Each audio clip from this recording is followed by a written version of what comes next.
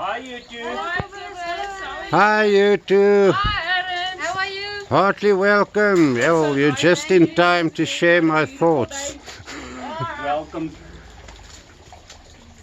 How are you guys? Always fun, always fun. Always fine. You're just in time to share my thoughts on this time of year. Come and have a look.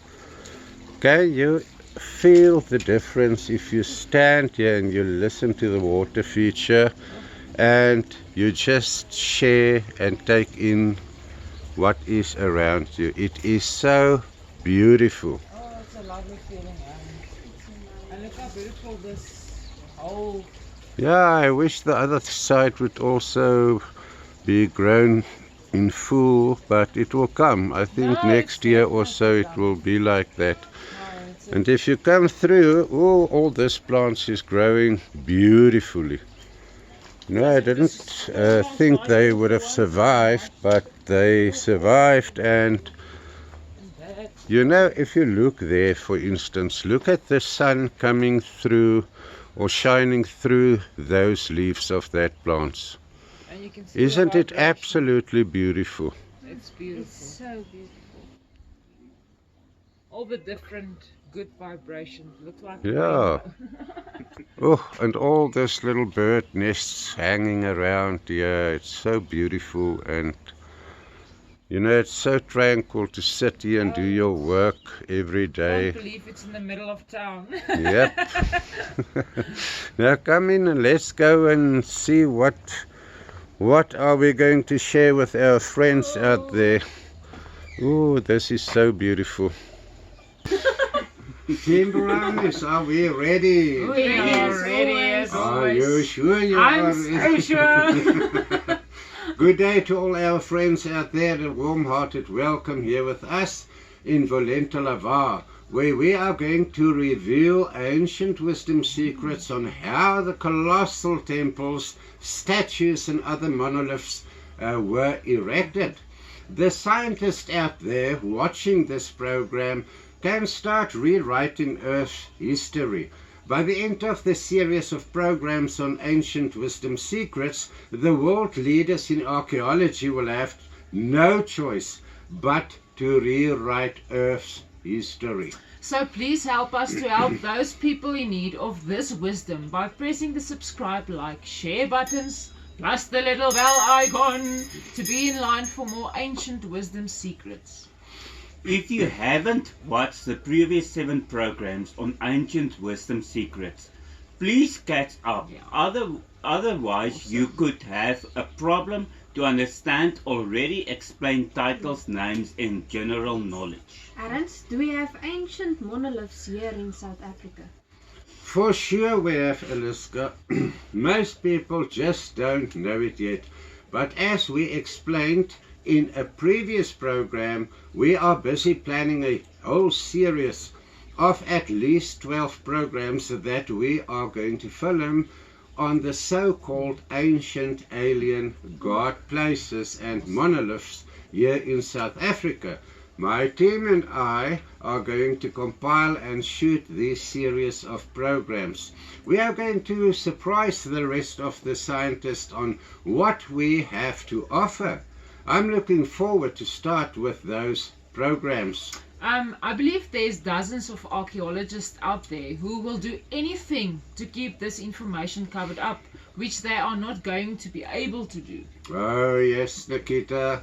I Skyped a few programs for a leading organization on, among others, ancient alien places on Earth, which they didn't want to put on internet because they saw and they heard what kind of research Cabos and I have done so far, and they know that they will eventually have to rewrite Earth's history if our information reaches the internet. They refused to place those programs on internet due to reasons like they don't like us and the way we prove them wrong the whole time. No, they don't have to place those skeleton Skyped programs of us on internet because we are placing much better programs on internet and YouTube and wherever we can. get a place to put it on. Well, by now they must have taken note of all the contents of the series program A, what is a god and what is an alien. Program A alone must have been an eye-opener for them. Let's hope the contents of this program A open their eyes as far as other viewers on gods versus aliens is concerned. I know, Cabos. I also know that there's a dozen or more scientists on ancient aliens, which I saw on international TV. Who knows what we know? Definitely, definitely. They are just not allowed to say what they know. They should be fired, or they could be fired if they talk what their superiors don't want them to talk about. Exactly. What is a monolith, and what can be described as an ancient place that was ruled by real light-side economics, etc.? Thanks for the question, Eliska. The noun monolith comes from the Greek word monos, meaning single, and lithos, meaning stone. In other words, a single stone. Yes. So any large structure, like a factory that could cover many football fields in size, can be called a monolith. Now, a number of monoliths grouped together could be an indication of a god city nearby. Not always, but in some cases. Aaron's, I think the next question from our viewers and friends out there will be, how did the people who erected Stonehenge brought the stones to where it is currently? I mean, each stone weighs approximately 25 tons each. Not to mention other buildings blocks like the pyramids in Egypt and other countries around the world. Cabos, as usual, a brilliant question which deserves several ancient wisdom secrets. Do you want it out there? I'm going to give it to you. To understand what I'm going to share with you, remember the following facts. Have you heard what I said? The following facts, not theories, facts. Try to remember them in order to be able to understand what I'm going to share with you later on in this program, the proof that I'm going to present to you.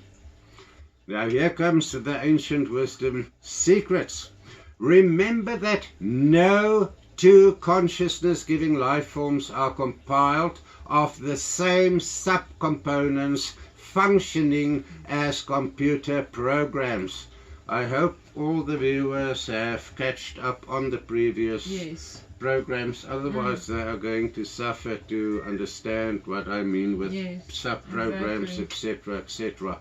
What one person finds easy to understand could be non-understandable for a next person.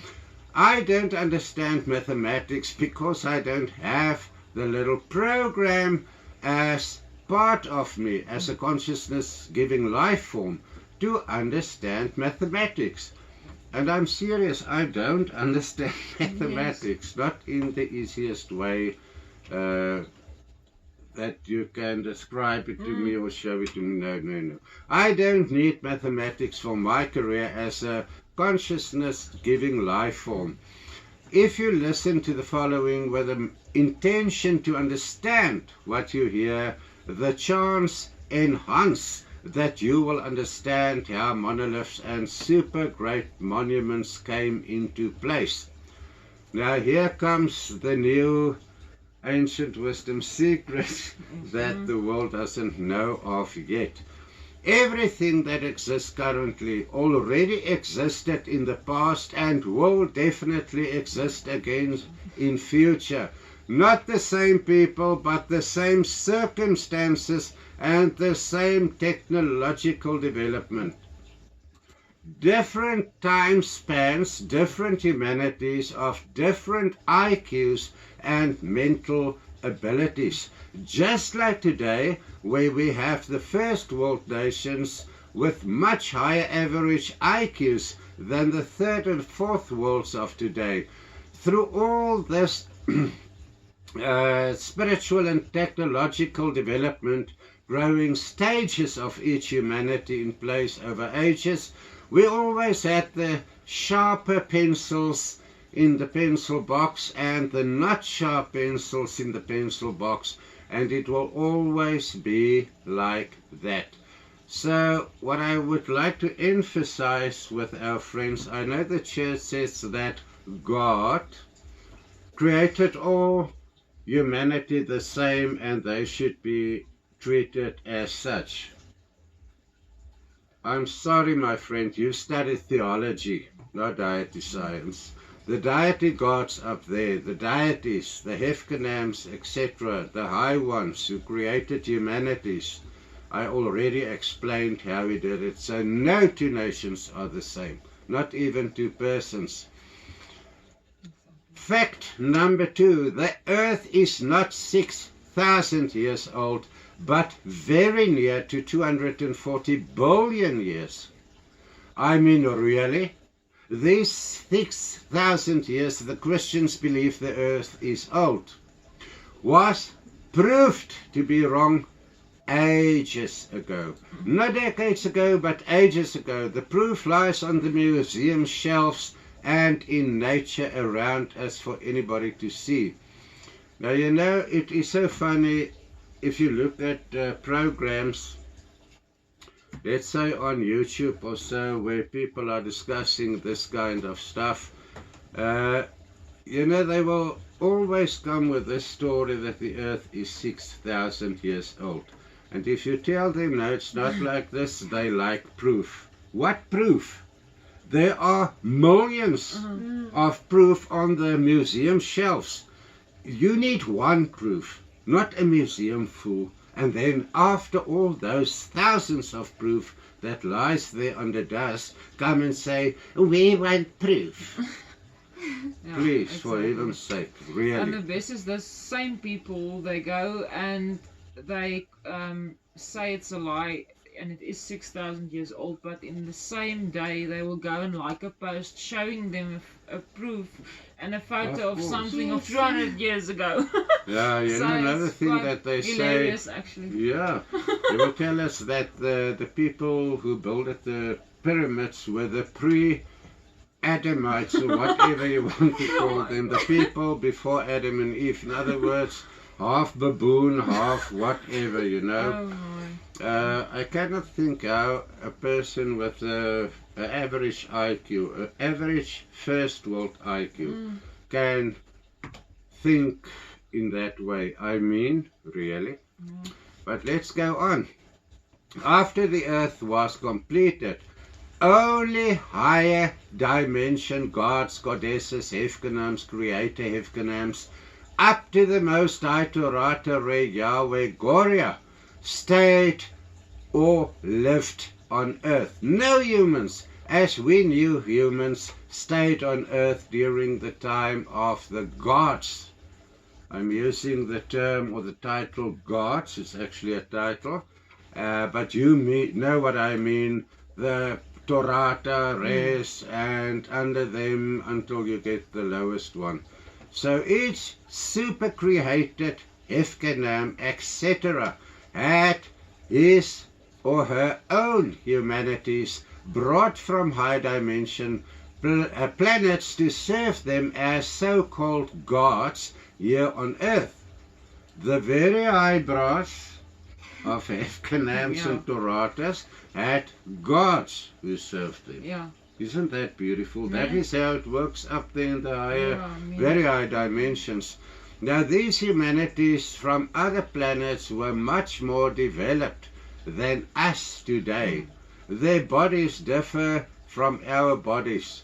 You know, where we started off, each human cell starts off with the 4 basic components. But I mean, those people had already more than 100 components each. So you can imagine what their abilities were. Yeah. Yeah, it's, you know, it's actually, it is so beautiful if you understand this few ancient wisdom secrets. You cannot go against what reality is really Yeah. in front of you. Exactly. The first humanities, as we know humanities who walked the face of the earth, was the consolatici humanities created by the super creator Hefkenam Consella. These humanities' skulls and bones lies on museum shelves around the world to see. These are the skulls of men and women with 10 times and more our capabilities of today. These bodies were given consciousness to by human souls as visas, created to have more than 100 components. In today's life, a human soul as a visa are created to have only 4 basic components. That's how many times the human soul has been degraded. Yes, that's sad. Yeah. Over the eons and the ages or whatever.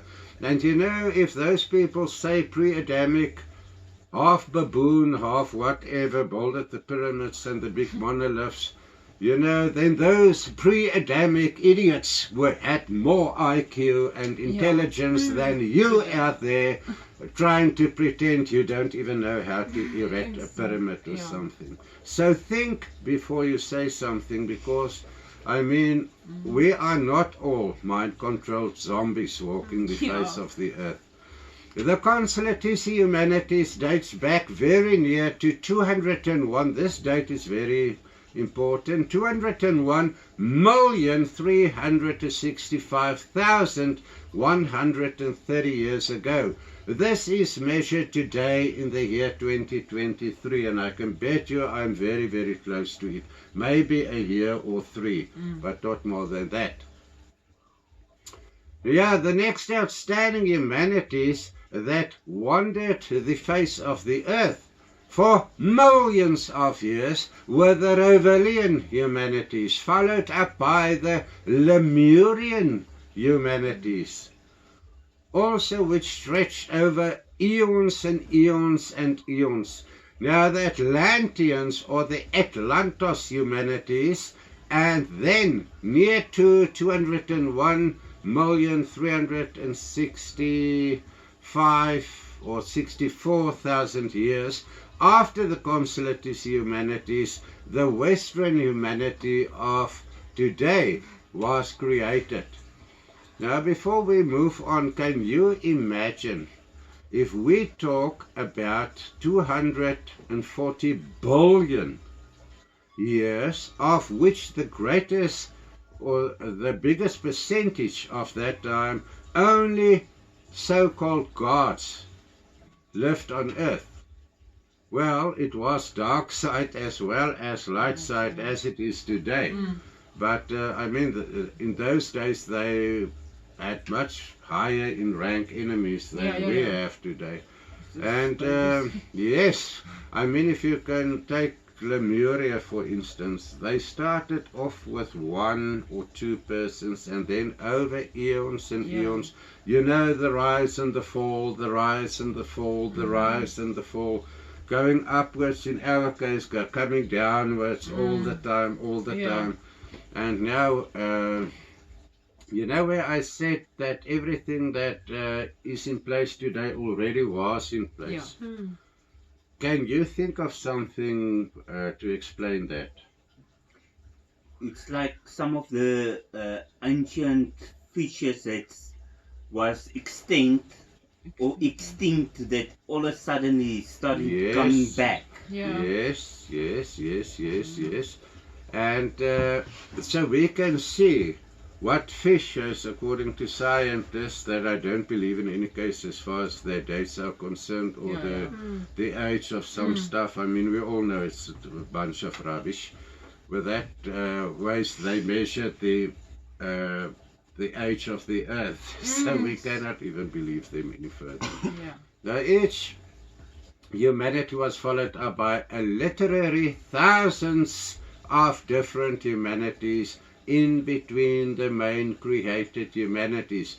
If I can explain it to you, if you people out there which stays in South Africa, if you look at when Jan van Riebeeck or Vasco da Gama came to South Africa, how many of those small little, what can we call them, races or tribes or whatever, wandered the face of South Africa? And how many of them are still there? A lot are extinct. But the Earth as a planet undergoes, this is very, very important. And I think most scientists know this already, because you can find it even on the internet, out of our books also.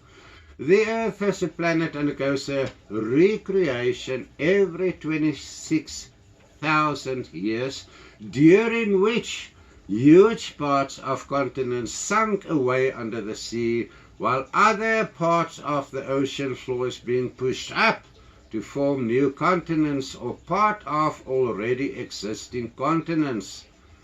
Older humanities who didn't stuck to the cosmic laws of the Most High, Torah, Yahweh, Gloria, faced extinction or were destroyed during each 26,000-year recreation or transformation of the earth itself.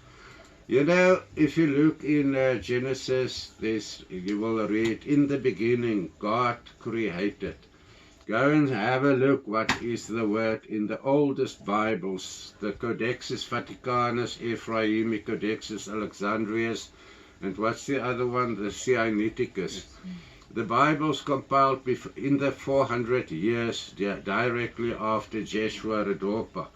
Go and see in those Bible books, the word used there is actually recreated.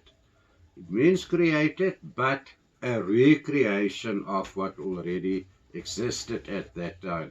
Now you can see on the maps also of, the world maps, you can see which parts close to the sea goes under and which parts come up. You can see it very easily. So there is a long going on transformation taking place every day, just in a long term, and then there are those 26,000 year transformations, which is done in 7 days normally. Since the first humanity was placed on planet Earth, what is planet Earth's name? Lonakusa, thank you. The Earth as planet was recreated or transformed about 7,744 times. Listen to this. Not since the beginning of Earth, but since the beginning of the first humanity. The constellation or constellatici humanity, the Earth underwent 7,744, 26,000 years transformation. Before that, when only the high dimension so-called God stayed on Earth, the Earth was transformed more than 9,260,769 times. Can you get a picture in your mind of the length of that and how many times? In other words, in those times there were not, as they say, one continent on Earth. That one continent was somewhere now, a few million years ago. But when the Earth was, there was other continents in place, not what you see today. It was totally different. In those days, I think all because we are now at the 6 o'clock time mode, so we can expect that all the oldest continents are now the deepest under the sea. And why I say that, I know for a fact that the oldest and the biggest pyramid on Earth is currently under the deepest ocean floors, covered up. So it's fair and logic to expect those parts to have been up and now it's under the sea. Can you imagine yourself what a total transformation takes place during each recreation? There is this 26,000-year transformation or recreation of our planet, never ending, taking place, which takes 7 Earth days to complete. Plus, there is a slow transformation taking place during each 26,000 years time span. We can actually monitor this slow transformation in many ways. Use Google Earth or Equal and study the coastal lines of the present continents. Experts in this field will tell you which parts of our planet are slowly sinking and which parts are in the process of being enlarged. Now, the next little or big ancient wisdom secret that I would remember, people out there, if you take this few ancient wisdom secrets into consideration, you will be able to explain each and every part on Earth, a monolith, etc. You will be able to do that. Now it is starting to make sense, or is it starting to make sense, why there are so many thousands of ancient cities under the Sahara Desert alone. You know, I watched a program on internet about 2 or 3 years ago. There was a lady scientist in the program, and she had infrared or something, you know, like a drone that she sends up, and I think during that time she worked with a satellite or something. But then you can take photos via Google Earth of, let's say, Egypt in her case, and you can actually, with that specific lens, you can see what is going on under the sand for about 5 meters. And believe me, there are more than 250 ancient cities just under that ancient seabed alone already. So let's put 2 and 2 together and start thinking. How long was it there? Just to put a little thing in your brain to think. How many must still be discovered over the next 10 decades or so? And what about all the other countries in the world? What about under the sea floor? Yeah.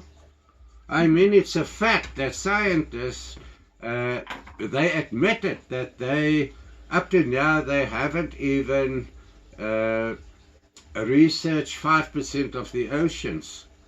And that means 5%. What about the other 95%? But they will be the first persons to say, no, there's nothing like cities under the seabed. But they have never been there. Not in the places they should be. But does it start to make sense to you people out there why archaeologists sometimes discover huge sea mammal skeletons hundreds of kilometers inland? Does it start to make sense why there are ancient cities under the sea floor? I mean, if you watch the research programs me and Cabos watched every day of our lives, you will start see, or you will kind of understand, you know, how things work, and really a huge cover will fall from your eyes, I promise you. You know, the biggest ancient pyramid is covered with sand under the sea floor. Take note, the biggest, not the oldest. The oldest pyramid is still partly covered with ice and are situated in what is known as the Hyperborean region.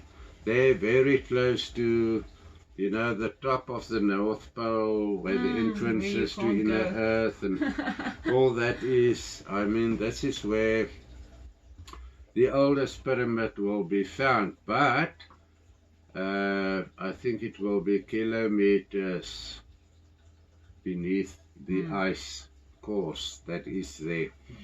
Now, yeah, the Earth tilted 8 times. This is another secret. The Earth tilted 8 times during its lifetime up to now. Tilted in the sense of what is currently situated at the poles was sometime or another at the equator, and vice versa. And not to say it tilted exactly just to go like this. No, it could tilt like this. Yeah. The Earth is now currently in a stadium where it's tilted about 5 degrees or whatever. It could tilt quickly, let's say, whoop, and now everything another time to there. Now it's the equator where the, you know, Earth works like another ancient secret. Earth works like a ball bearing. Yeah. The outer part does not, or the inner part does not move when the outer part moves. So the Earth can do what it can, you know, it can tilt as many times as it will or want to. The inner core is right there. It doesn't tilt with the outer core. Now, all suns as stars, as well as all planets and moons, are hollow inside. I mean, people who really don't believe in this, no, really. I mean, this is knowledge that is, you know, since the beginning of time, people knew that the earth was hollow inside and that some gods were living there. But in any case, our moon is just a satellite of Lonakusa, planet Earth. While Lonakusa is one of our stars, the sun, satellites. So the Earth is a satellite of the sun, together with all the other planets, plus the planets they don't know of in our star system, that they will still, the green planet, etc., etc., and they will still discover it. But I mean, everything is actually a satellite of some kind, and all is hollow. Right, our moon is just as I said. So, okay. Lonakusa functions like a ball bearing. What is that is why Middle Earth and Inner Earth are not affected during tilting of the outer Earth crust. Now, yeah, if you can remember that, a lot of questions is going to be resolved. Questions in your mind. How does this came there and whatever, but we'll come to that now. How many nations has humanity? One humanity total differs from the next humanity.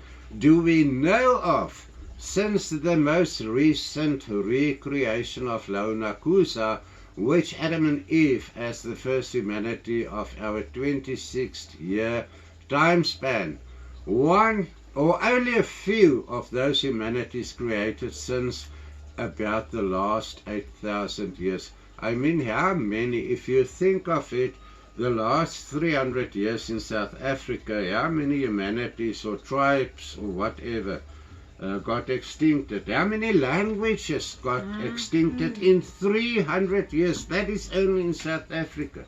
Now, what about the other parts of the earth? Sure. You know, where the Amazon forests are, and I mean, how many life forms are there still to be what is ontdekt? Discovered, yeah, thank you. How many are there? Then when the Portuguese nobleman Vasco da Gama planted his cross at the eastern coast of South Africa between 1497 and 1502, He mentioned in his diaries dozens of tribes wandering parts of the east coast of South Africa. What happened to all those tribes? They faced extinction, and we are also going to face extinction. All what you see now will be extincted within the next 2,000 years, that I promise you. Only the best will recover for the next time span. But in any case, when the Dutch navigator and colonial administrator of the Dutch East Indian Company, or India Company, Jan van Riebeeck, placed foot on soil in South Africa in 1652, he reported another few dozen, not one or two, a few dozen different tribes situated in what today is named the Cape. Now, what happened to those tribes? Some of them, as all the others, previously extinct in less than 400 years. Now, people, how many thousands, or will I extend it to 100,000, extincted since the beginning of the last 26,000 years back? Can you imagine? I mean, you know something that the people out there don't know about all those that we told you. I mean, here in the Free State alone are more than 10. We are going to investigate 3. I mean, how many? And they were not extinct so long ago. It was 2,000, 3,000, 10,000 years ago. What about who were the first humanities that were on Earth at the beginning of the last 26,000 year transformation of the Earth? Where are they? I mean, think of it. So, yes, there are so many, you know, skulls and whatever on the shelves of the museums. I mean, it's obvious. People just don't want to believe in reality. They will think, will believe in whatever they want to believe in, what their mind controlled to believe in. That is the only difference. But just get the picture of how quickly time goes on. How long do you think will it be before, let's say, the Boer Christian people of South Africa will last before we are also extinct? All peoples come from and all peoples go. Or all people come and, or humanities, let's call it that. All humanities come and all humanities go, stopping to exist. Now, before I go on with the next ancient secret, I would like you to think serious about it. Take the figures that I've given you in South Africa. If so many, let's say 2 dozen, or let's say 4 dozen of small tribal humanities were extinct only in a small part of the world, South Africa, in only 400 years. How many were extinct not only in the last 26,000 years, but in the last 201,365,130 years on Earth? How many? I mean, really? How long do we have left before a big part of present humanities are going to be extinct? The House of Aquarius. By the end of this last 2,000 years of the House of Aquarius, which we just started to go to move into or to grow into, it will be the next recreation, transformation of our planet Lona Kusa. Now you can imagine, if you take the normal calendar and you know we are, how far are we now into the age of Aquarian? We are in the 23rd year. Now it takes 23 off 2,000 years and you will know by the end of what time we are going to experience the next 26,000 year recreation.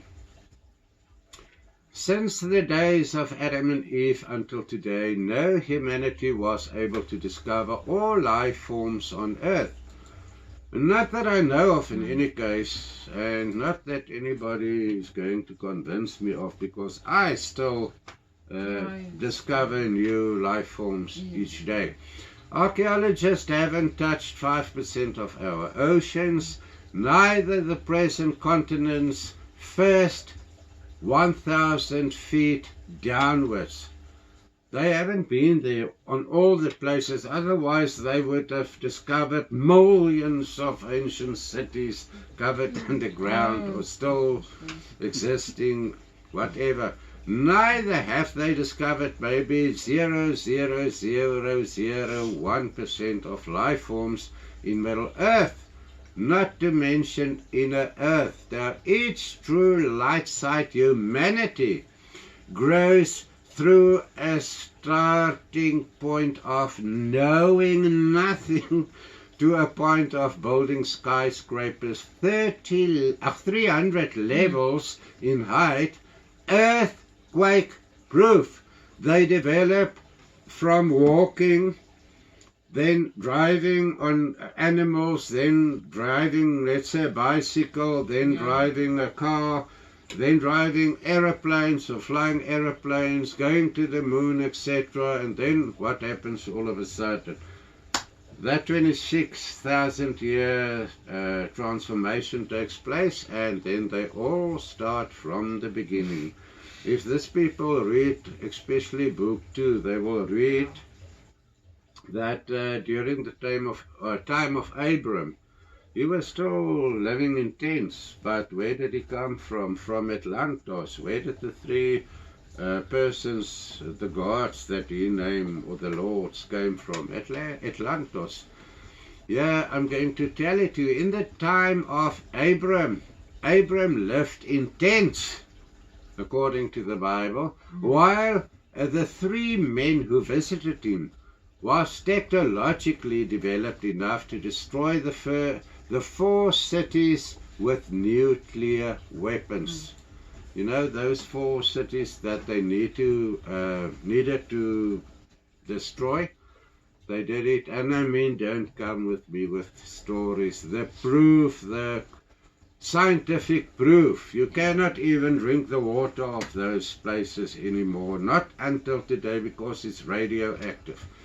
So yes, the proof exists for ages for those who still want to disbelieve in this reality.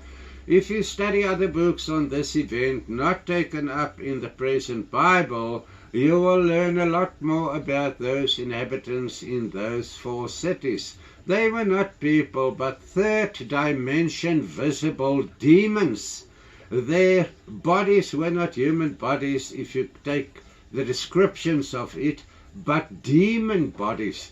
In this case, human-like bodies, but not human bodies. Their ways of living were also demonic. No light side, righteousness, fairness of any kind. Sodom was not a city for homosexual men and women, but a city of visible, human-like, demonic life forms. You should get hold of books on those four cities and its inhabitants. You are going to be shocked to learn how those human-like demons lived back then. And I'm not talking about books written by people in our time, books that was part of the ancient Bibles, books like, there's about 22 missing from the current Bible, but you can go and you can listen. I think what is that book's name? Enoch. Yeah, Enoch is one book, but there's another book also, the Abram something of Abram, in which you will learn a lot new information about Abram, who were Abram. In fact, the whole part were being taken out of the Bible, and only a few verses were put in there. So if you can get hold of those books, then you are going to have something that makes more sense. Now, during some stages, humanities grows through they used hammers and chisels to cut stone to erect buildings with stones. That you can be sure of. All of those millions of humanity started off, maybe not the races and the sub-races, but humanities who had a little bit higher IQ than the normal races or tribes or whatever we could call them. Those still staying in the jungles, living underground, haven't seen any other human beings in their lives, and others. But you can be sure of it, even here in South Africa, in the center of it, in the Free State, in one of the game reserves, there are proof of small little pygmy people, very short people who lived here, and how they used stones to build their little places where they stayed in. So yeah, some of them did, if you from a very low technological development, and you don't want to stay in caves and stuff like that. You learn to make primitive homes. But later on, millions of years later, those people are not even millions of years. It could be a few years if you take into consideration how long ago we were making use of ox wagons. And now they're going to Mars and all those other places within 300 years or so. I mean, what about 26,000 years, just think. During other development stages, humanity has used what is known to me as a wide range of Ruckel's flutes. Now this is going to be very interesting for the people out there. There's a very wide range of Ruckel's flutes to levitate huge stones.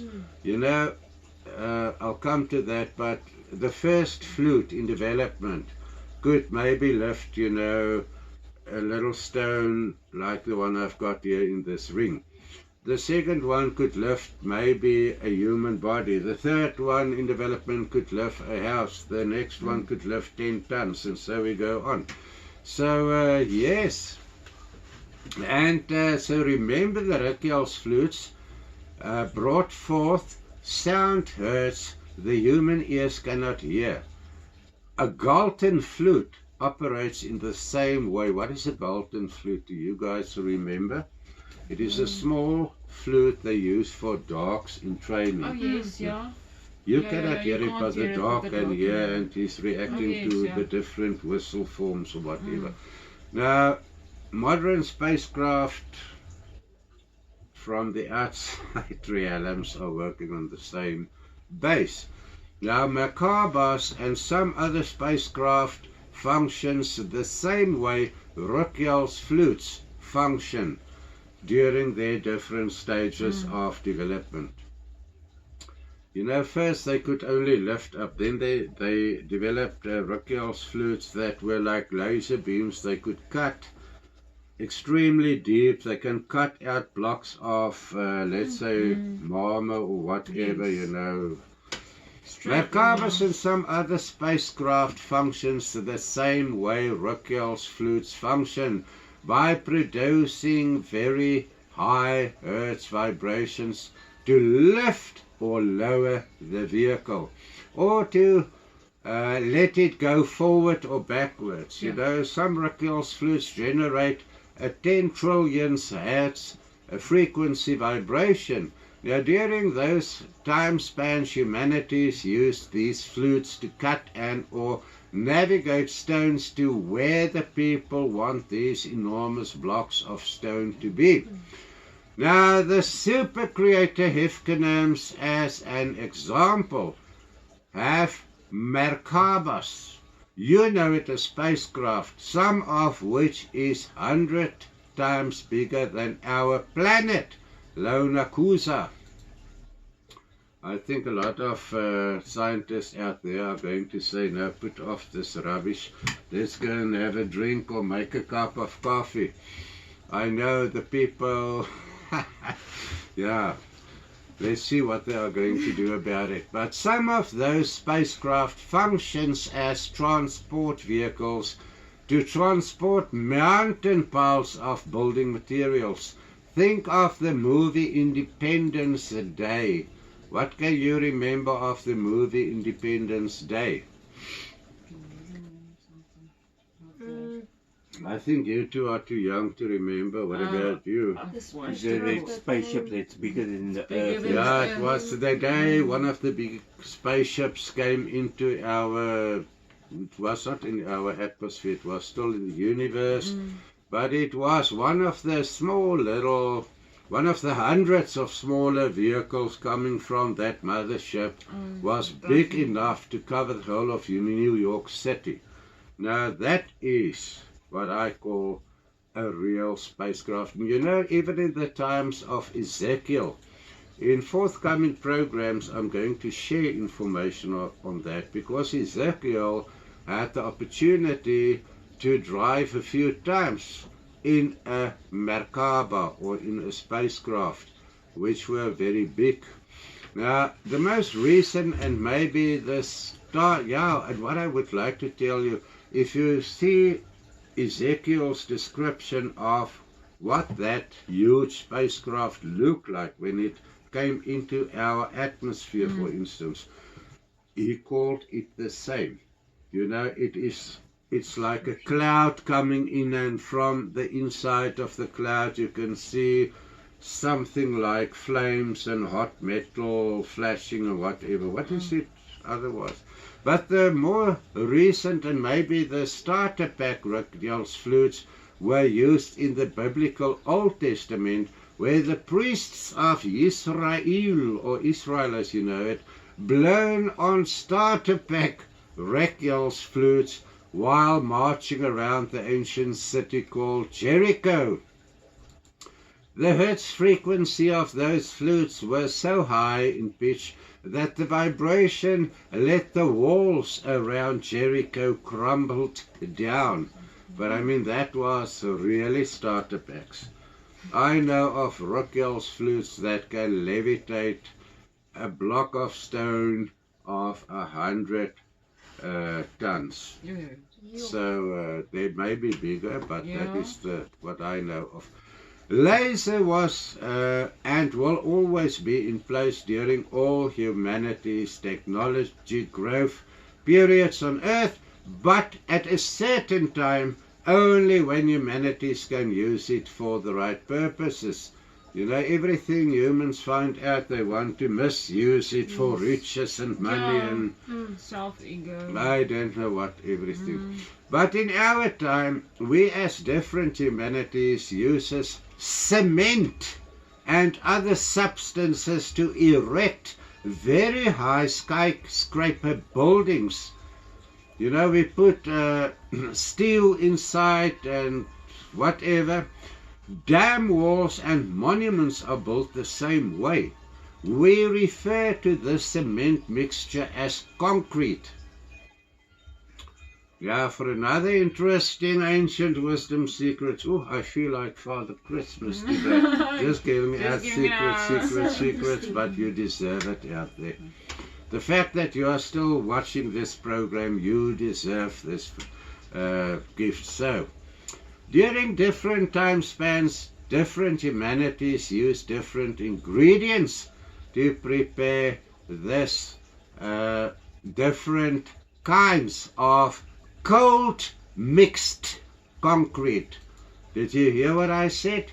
Different ingredients to prepare different kinds of cold mixed concrete.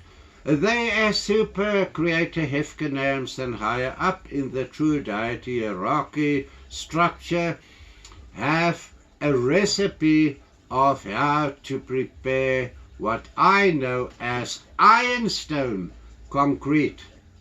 I mentioned earlier how big those Merkabas or spacecraft of the creator Hefkenams are. Some are used to transport water, listen to this one, in order to fill oceans on planets. So in case you wonder where all the water of the oceans came from, it was delivered here by big spacecraft. Other spacecraft are used to transform enough iron, rock, concrete to mold all the mountains on Earth. And you can see it, even here in South Africa, you can see formations. You can see it was very big, something that, you know, it's like a wheelbarrow. You put it, you take it, you put a little bit down. It forms like, you know, small little valletjes or whatever, ripplings, before it gets cold or gets fixed as concrete. No, yeah. I think realistic, how did the sun or the so-called gods created a star sun like Canis Majoris? I mean Canis Majoris, the star VY, Canis Majoris is the largest star in our galaxy, at least 2,000 times the size of our sun, which is a few hundred times bigger than the Earth. How did they go to work to create something in the void like this, to activate it? Think deeper than what other people would like to teach you. With all the above mentioned in mind, look at photo number 1. The monolith on photo 1 is of Stonehenge in England. The stone pillars forming the outside circle of Stonehenge is apparently 4 meters high, 2.1 meters wide, and weighs approximately 25 tons each. Now, according to the archaeologists, Stonehenge is approximately between 2,500 and 5,000 years old. I know that it is nearer to 10,000 years old, but it's not important. How do you three, what do you think of Stonehenge and how it came into place? If you have to guess with all that knowledge that I gave, or the ancient wisdom secrets that I shared, if you use that, what would you guess, your guess be? And you as well, you know, it's so nice to have you on the other side. I cannot hear you, but I'm sure you also sit there and, yes, it's been carried there by a Rukjel's flight of some kind, because you can see it wasn't molded or anything. What do you think? According to the Rukjel's flight, Yes, it's quite correct. Okay, so that's my guess as well. So, excuse me, they can also let us know in the comments down below if they what they think. yeah, please, if you've got other explanations, we're always open. You know, we grow, we learn. This is what we are here for. We are not the supreme masters, and you are nothing. You are the masters out there, because you are going to be the masters of tomorrow and the days after that, when we are all gone long time ago. Yeah. In any case,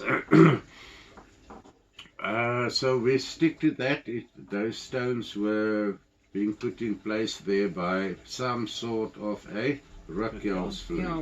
Yes, so that means that was a tribe who erected it. It was a humanity who were highly, if they had a Rukjel's flute, then to lift those stones, to put it there in place. It sounds like a very, very developed humanity to me. You know, if they have that, you know, if only our nowadays scientists would know the meaning or implement sound waves. Yay! I mean, It's done. you cannot think what they can do with it, but in any case, maybe, I hope they know it. Right, photo number 2. On photo number 2, you can see the monolith of Easter Island. Now, what does the monolith of Easter Island tells you, as well as you three here with me? How do you think those gigantic monoliths came into place? How were they formed and how did they get them there? That was cold mixed concrete that they used there. Yes. So that was molded. It wasn't. Molded, yes. And you two?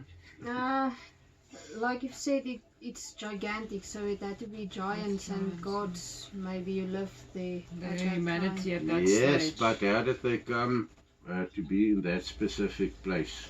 I agree with Kobus to say that it was molded with concrete too. It was like Okay, I get the Medusa. picture. You put it there, you mold it here, and it's just Yes. being erected upwards. It could be like that, or they can mold it and take it there with a Rakel's flute or a maybe. spacecraft or anything like that. Right, so what does the next photo is photo 3, the Devil's Tower. Now the Devil's Tower is in north east Wyoming. That rises 867 feet from its base to its summit. Now its top, which is flat enough to walk across comfortably, is about the size of a football field. Can you imagine? Now the Devil's Tower is a sacred place to over 20 American tribes. You know, I would like to emphasize that if you speak to me about an American tribe, an Indian tribe, I'm all in love, because those people are what spirituality and psychic development is concerned. They are by far, they are light years in advance. Then comes the yellow humanities and then the white humanities.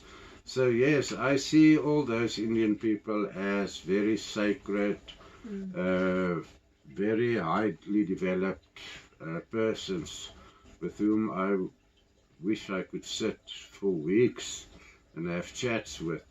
But these tribes named the Devil's Tower the Bear Lodge. Now in 1906, the American President Theodore Roosevelt declared this tower as America's first national monument. Isn't that very interesting?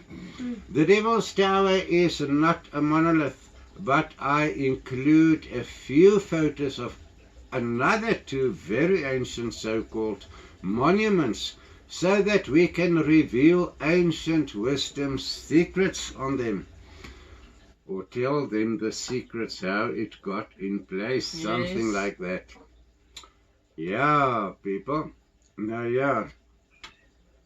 Let me ask the Bruba of the Woods, which is Eliska, what in fact is the Devil's Tower? What would, I know you know, but if you didn't know what it was, what would you have guessed it was?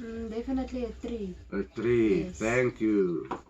Yes, we are not mind control, and I'm sure a lot of mind control people also. If I tell you people that the photo you're looking at now is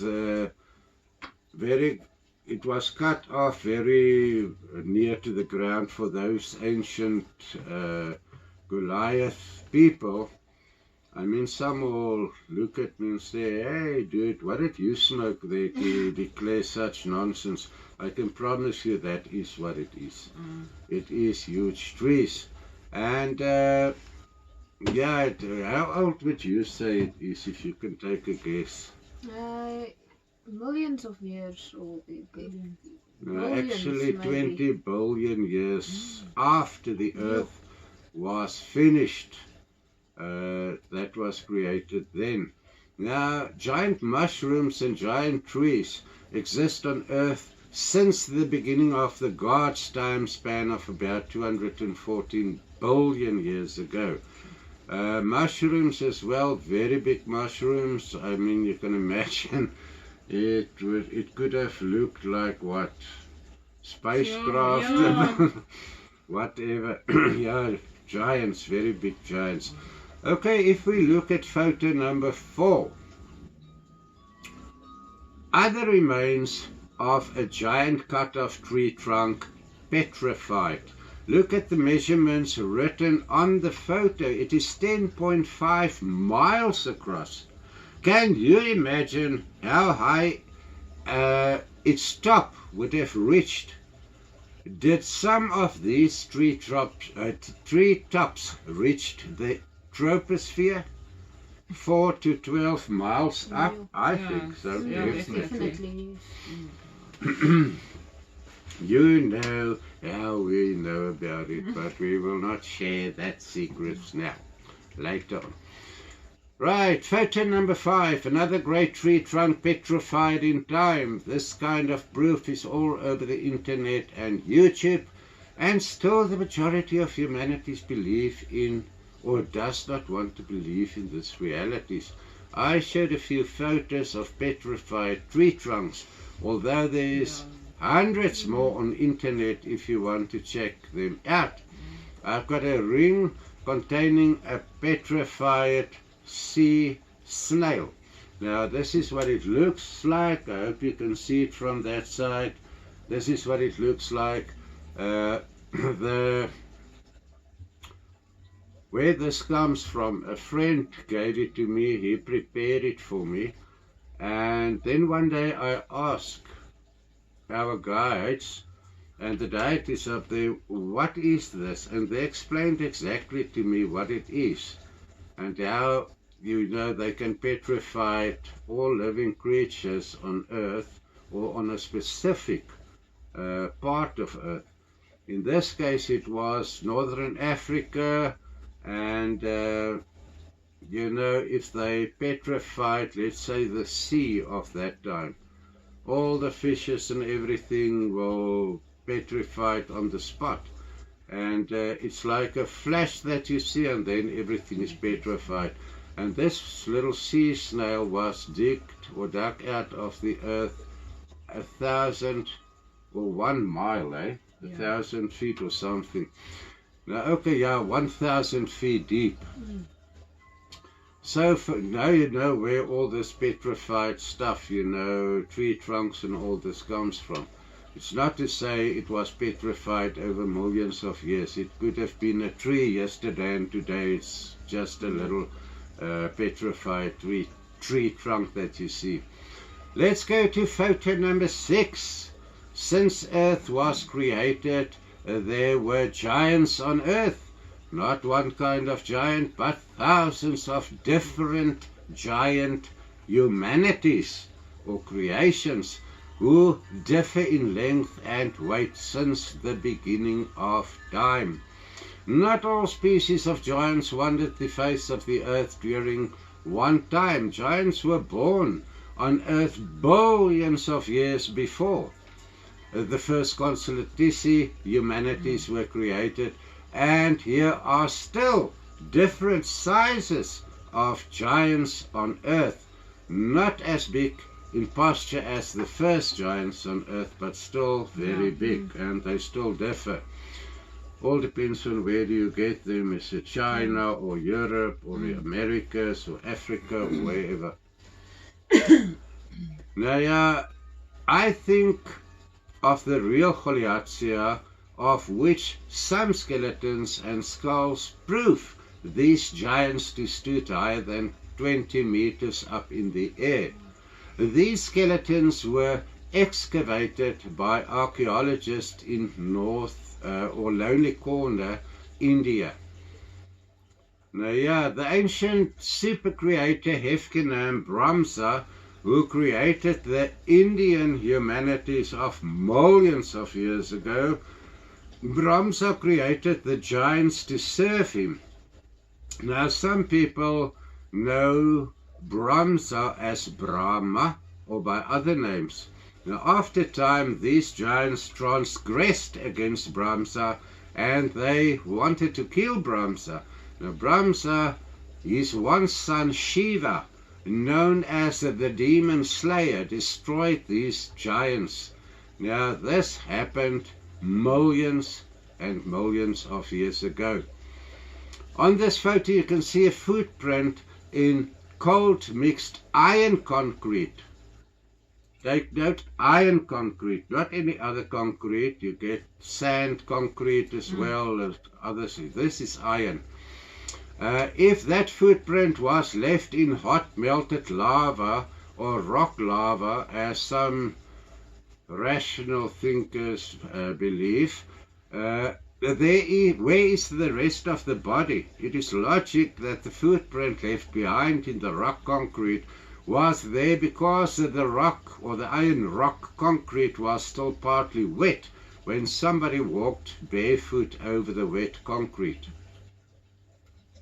And you know, in some cases a footprint will be vertical in solid rock. What does it tell you? It tells you that once upon a time that solid rock or this vertical rock was, you know, flat on earth, or partly, let's say, a little bit upwards or downwards, and the person walked on it. But then if you walk downwards, the footprint will show it. There's no indication on that thing that the footprint was, you know, it was walked up or downhill. And if the rock concrete was still wet, it would have melted down. So it was flat or partly wet, flat, and then through the ages, internal earth powers, if I can call it like that, erected it to be vertical today. Now, photo number 7. In South Africa, archaeologists found a footprint which were formed while a giant walked on partly wet stone concrete. This footprint is in the Lothe district here in South Africa. Now on internet you can find photos of dinosaur footprints in partly wet stone concrete, which means that those footprints are from the time of the dinosaurs on Earth. Photo number 8. Photo number 8 is of a staircase used by the giant Hefkenams and other during the time when only the creators and their families lived on Earth, billions of years ago. Use your minds and picture what the height of these giants was who used this staircase. On the internet you will find charts to indicate the length or height of these different giants from different time spans, billions of years ago and billions of years out of the one differs from the other. Now, what about photo 9, 10 and 11? Remember what I've explained about the different recipes to prepare different ancient kinds of cold mixed concrete. In these 3 photos you can see proof of human hands that was left behind in these wet rock or hardened iron concrete. Look at the different colors of different cold mixed rock concrete used in the distant past. Isn't it interesting? Oh, a lot. Definitely. I think it's very interesting to study these footprints. And remember what I said, it's not that the person walked vertical up, you know, a vertical cliff or something. No. You can study footprints, you know, was it in wet, if it was downhill, it would make a little, you know, a build up of concrete in the front. Now, let's go to photo number 12. This photo is of the monolith you know as the Sphinx. The face is of the here comes a lot of ancient wisdom secrets. Now photo number 12. The face is of the super creator Hefkenam Romolo Lara, who ruled there 1.5 million years ago. Now, yeah, you know, when this monolith, as well as the pyramids were erected there, or the big pyramid of Giza, it was a jungle there. And then after many years and many 26,000 year transformation periods on Earth, maybe thousands of them, the what do you call it, the ground, the continent on that part sank down under the sea, and you can go and look in the pyramids. There are watermarks indicating where the water, you know, came to a halt or what. So those pyramids and monoliths were under sea level for a very long time. Not 12,000 years, about 500,000 years or so. And then during one, and think of it, how many times does 26,000 years go into 100 or 200 or millions of, you know, whatever. Get the real picture in your mind. So after millions of years, once again, the earth were pressed up from below, and then started. It was actually a mile higher than it is currently. Now, why do I say that? Because this stone in this ring, which is not a stone but a small sea snail that were petrified, it comes from 1,000 feet underground. And so it's very deep there, and that was the bottom of the sea at that stage. So in the meantime it came up, and how many layers of ancient Egyptian cities do you get there from eons and millions of years ago? And now, sorry for that one, all those sea sand or the sea bottom is now one huge Sahara desert. But I can promise you, then after, let's say, 1 million years, it was pressed up again. Now, where did they come from? Were there, you know, they want us to believe them. But if we can see this and we know this, you know, how can you say it? The Pyramid of Giza is more or less 12,000 years old. I mean, really. Yeah, the last excavations on it maybe was around about 12 or 18,000. But that was not the people who built it. Definitely not. Can you see the layers on the monolith of the Sphinx? What does it tell you? It was molded layer by layer by layer. There you can see it with your own eyes. It was molded layer by layer with a cold mixed rock concrete of that time. Nowadays they use modern concrete, which is also cold mixed. I mean, to build huge blocks of buildings, solid blocks of concrete. So why do they think those people of those eras, those Hefkenams and higher, would they not be or have the knowledge to do the same? But there you can see layer, layer, layer, layer. You can see it was not cut out of stone or anything.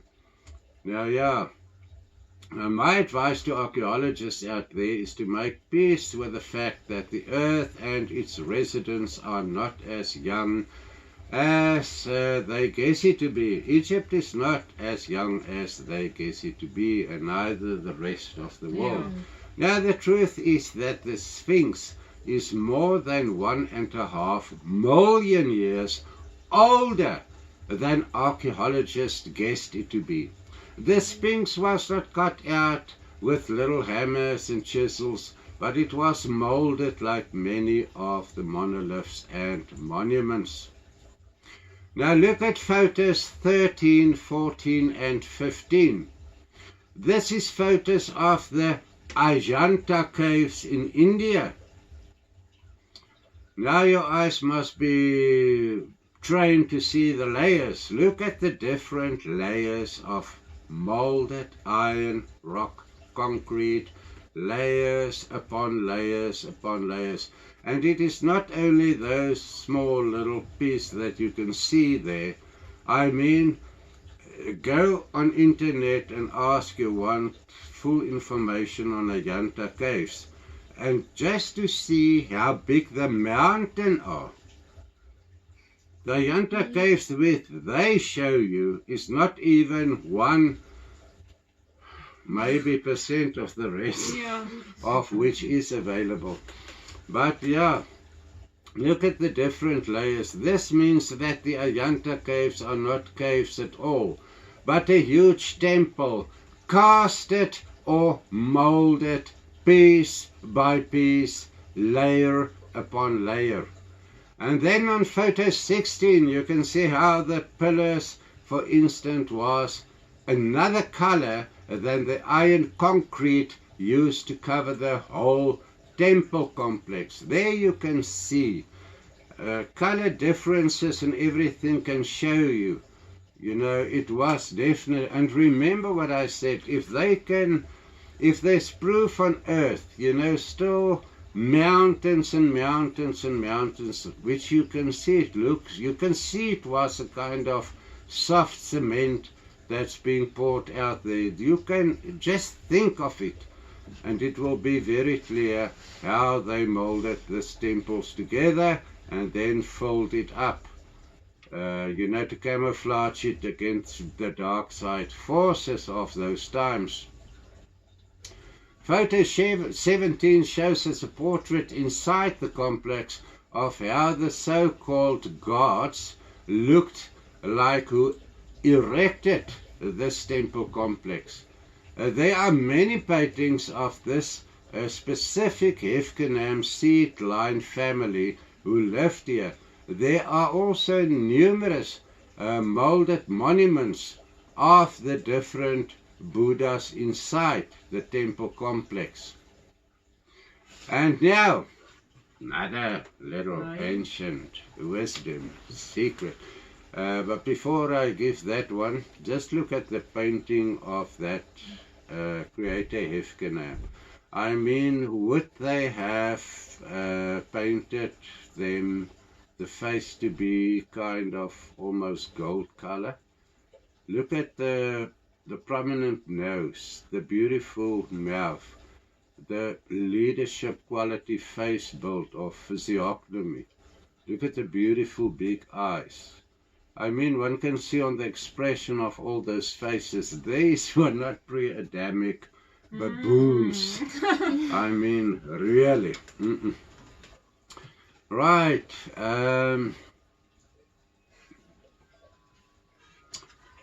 You can see the families who lived there, and there are also numerous molded monuments of the different Buddhas inside this temple complex. Now the fact is that this temple complex people today refer to as the Ajanta Caves were created about 2000.99 million years ago, when the Hefkenam Gagrita ruled there. He was not even a Hefkenam, he was a super creative Hefkenam. And that was in the time when only the Hefkenams and the gods and whatever lived on earth, long before the 201 million years ago when the first Hefkenam were created on earth. So there you know something that, you know, it's actually horrible to think, for those people out there maybe, for me I think it otherwise, to think that 2000.99 million years ago these Hefkenams were on earth. and here's the proof of it. You. But still, people all around the world, the non-believers, the rational thinkers, etc., etc., they will disagree and say, no, it's not so. This is only 1,000 years ago. They used chisels, because that is what they say. The Ajanta was created with small little chisels and hammers. Does that super Hefkenam look to you as a person who will use? I mean, it's logic when you enter there, you see this. I mean, really? Yeah. Right. Now you know how old it is. In other words, these Hefkenam seed lines ruled there during the time when only the high dimension Hefkenams and I in ranked lived on earth, long before the first humanities. Now these Hefkenams, like all other Hefkenams, finished their time on earth, after which they ordered the whole temple complex to be covered with cold mixed iron concrete.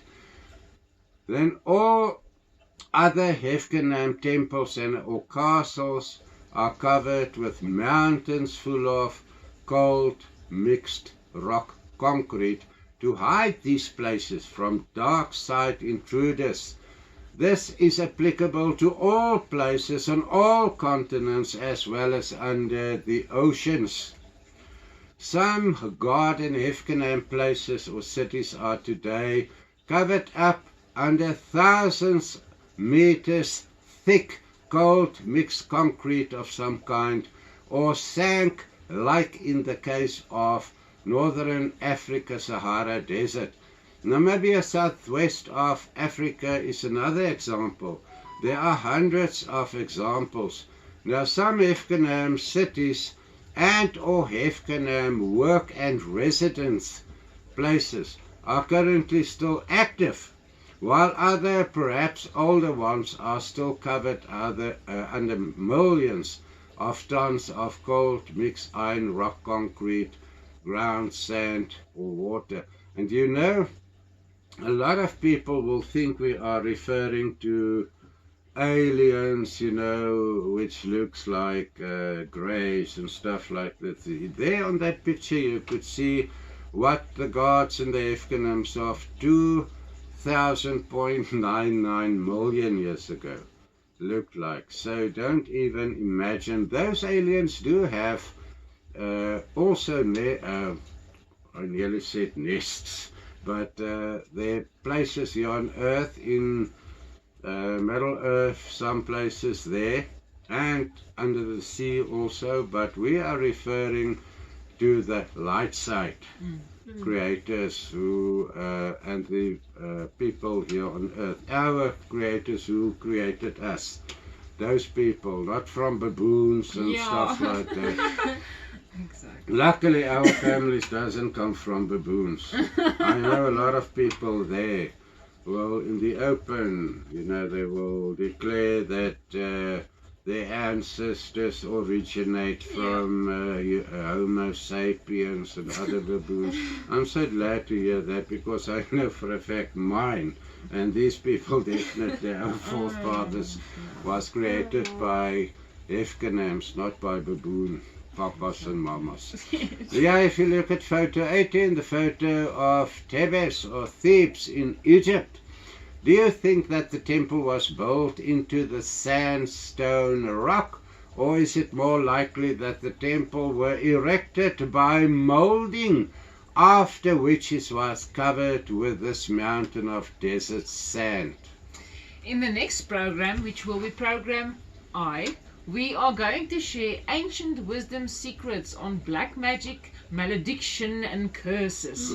How real and how dangerous is it? Do we have to believe in it before it can influence us? Are most of us victims of witchcraft, which without us knowing it, and can we correct it? Aaron, Yeah, please tell our please. friends out there. Yeah, too. Aaron, please tell our friends about these programs, and remember to press the subscribe, like, share buttons, as well as the little bell icon to you to be in line for more ancient wisdom secrets. Until then, love and light to all of you. Bye.